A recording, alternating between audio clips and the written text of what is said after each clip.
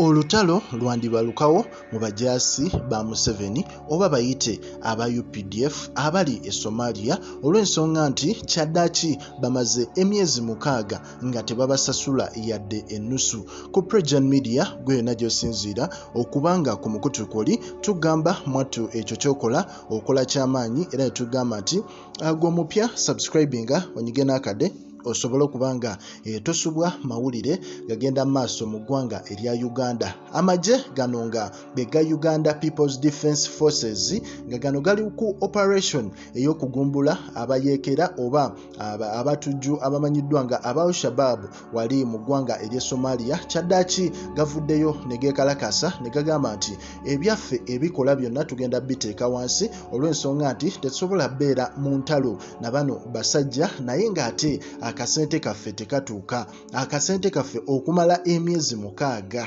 Owulira amagye gano gabadde makambwe nnyo nga bagamba nti tebasobola kuddamu kulwana nga ensimbi zaabwe tezinnabaweebwa abakulu aba irresponsible ku nsonga eno.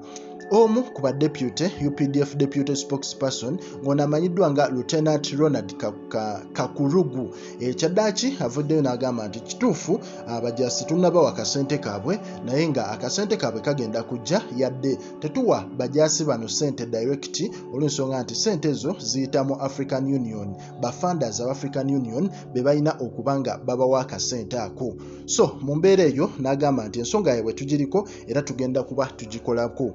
Naye ate abakulu bano aba UPDF bo balagidde ddala nti asiba mativu olw'ensonga zonna abakulu ze boogerako kubanga bazze babagamba enfunda eziwera naye nga ku bo teri atwala mukisa oba teri atwala buvunaanyizibwa kuba nti abakolako ne babanga basasulibwa akasente kaabwe. Era bavuddeyo ne bagamba nti balina ebbanga lye bawadde abakulu bano basobole okubanga akasente kaabwe ak'emyezi 6 bakabawa.